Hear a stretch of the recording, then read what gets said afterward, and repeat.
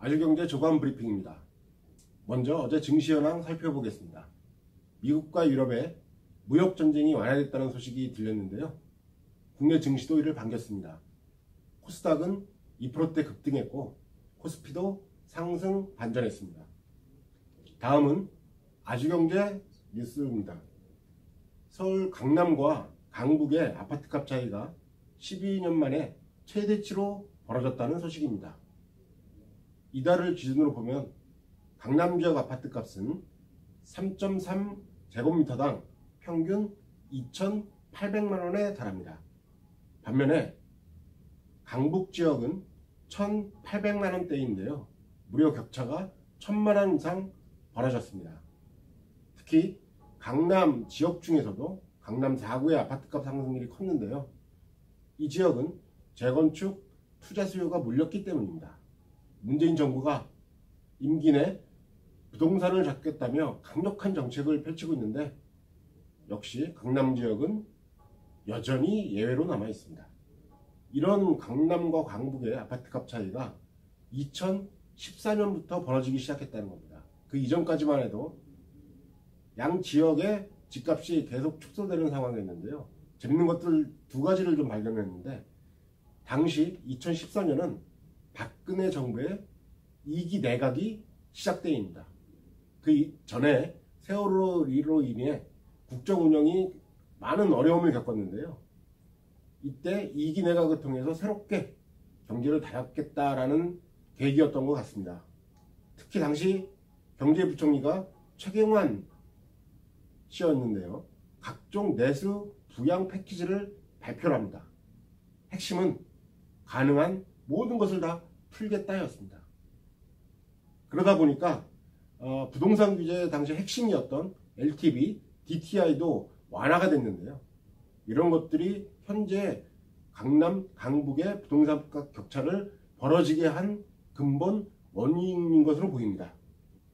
다음은 농림축산부 장관으로 이계호 더불어민주당 의원이 내정됐다는 소식입니다. 이계호 의원은 행정고시 합격 이후에 전남도청에서 행정부지사까지 올라갔던 인물입니다. 19대, 20대 더불어민주당의 국회의원을 지냈고요. 특히 광주 전남 지역에서는 유일하게 더불어민주당의 국회의원입니다. 그러니까 문재인 대통령이 대통령 후보 시절에 광주 전남 지역의 유세 현장을 다닐 때마다 이계호 의원에 대해서 반드시 차기 농림부 장관으로 발탁하겠다라고 말을 했기 때문에 기존에도 꾸준히 하마평에 올랐던 인물입니다. 전임인 김영록 장관이 전남도지사에 출마해서 당선이 됐는데요. 그러다 보니까 농식품부 장관 자리가 135일 동안 비어있는 상황이었습니다. 농민들이 이런 불만이 많았죠. 이 정부가 농어촌을 너무 무시하는 것이 아니냐 라는 불만들이 많았는데요. 과거에는 민심이 천심이고 곧 그 천심은 바로 농심이었습니다. 이계호 장관 후보가 이런 농심을 잘 보듬는 장관이 되기를 기대합니다. 다음은 오랜만에 담비 같은 소식이 전해졌습니다. 최근 기업들의 실적 발표가 속속 나오고 있는데요. 특히 눈길을 끄는 곳이 SK 하이닉스입니다. 매출과 영업이익 그리고 영업이익률 면에서 사상 최고치를 기록했다는 소식인데요. 한마디로 트리플 크라운을 달성했다는 소식입니다.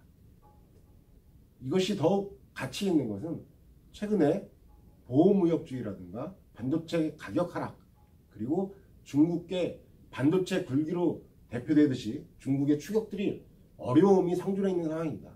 이런 어려움을 뚫고 이런 실적을 올렸다는 것에 대해서 더욱 빛나는 것이 아닌가라고 생각이 듭니다.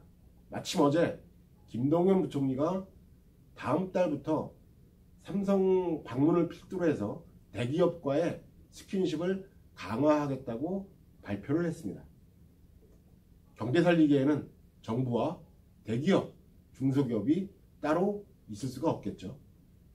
아무튼 무더운 여름에 구슬땀을 흘리는 우리 모든 기업인에게 격려의 박수를 보냅니다. 아주경제 조감 브리핑이었습니다.